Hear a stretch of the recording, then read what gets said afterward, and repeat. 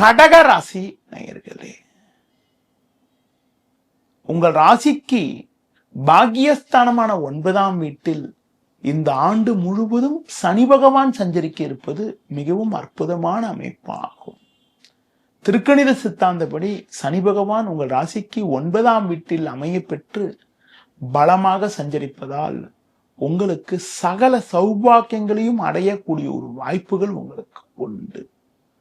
நல்ல நட்புகள் உங்களை நாடி வரும். தொழில் வியாபாரத்தில் நல்ல லாபத்தை ஈட்டக்கூடிய ஒரு வாய்ப்புகள் உண்டு. உங்கள் உழைப்புக்கான பலனை அடையக்கூடிய ஒரு அதிர்ஷ்டமானது உங்களுக்கு உண்டு. உடனிருப்பவர்கள் உங்களுக்கு ஆதரவாக இருப்பார்கள். கூட்டாளிகள் மூலமாக ஒரு சில வளமான பலன்களை அடையக்கூடிய ஒரு வாய்ப்புகள் உங்களுக்கு உண்டு. வேலையாட்கள் ஒத்துழைப்பு மிகவும் சிறப்பாக இருக்கும். சின்ன சின்ன பிரச்சனைகள் இருந்தாலும் நீங்கள் தனித்திறமையோடு செயல்பட்டு ஒரு வளமான பலன்களை அடையக்கூடிய வாய்ப்புகள் உண்டு. வேலைக்கு செல்பவர்களுக்கு வேலை பளு இருந்தாலும் அதற்கான ஆதாயத்தை பெறக்கூடிய ஒரு வாய்ப்பானது உங்களுக்கு உண்டு. அது மட்டும் இல்லாமல் அதிகாரிகளுடைய ஒத்துழைப்பானது சிறப்பாக இருக்கும் என்பதால் கடினமான காரியங்களை கூட எளிதில் செய்து முடிக்கக்கூடிய ஒரு வாய்ப்பானது உங்களுக்கு உறுதியாக உண்டு.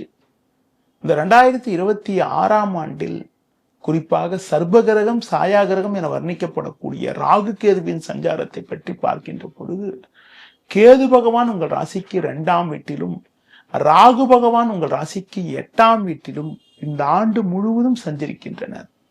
இதன் காரணமாக பொதுவாக பேச்சில் சற்று பொறுமையோடு இருப்பது நல்லது.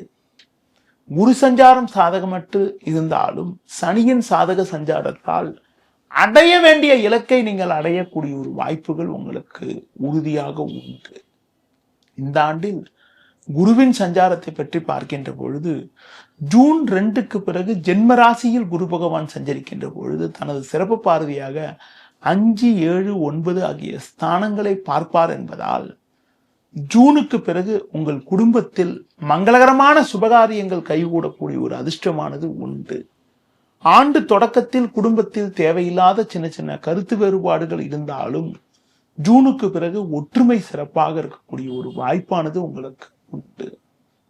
இந்த 2026ஆம் ஆண்டில் ஒரு வளமான பலன்களை நீங்கள் பெறுவதற்கு விநாயகர் வழிபாடு மேற்கொள்வது, அம்மன் வழிபாடு மேற்கொள்வது மிக மிக சிறப்பு.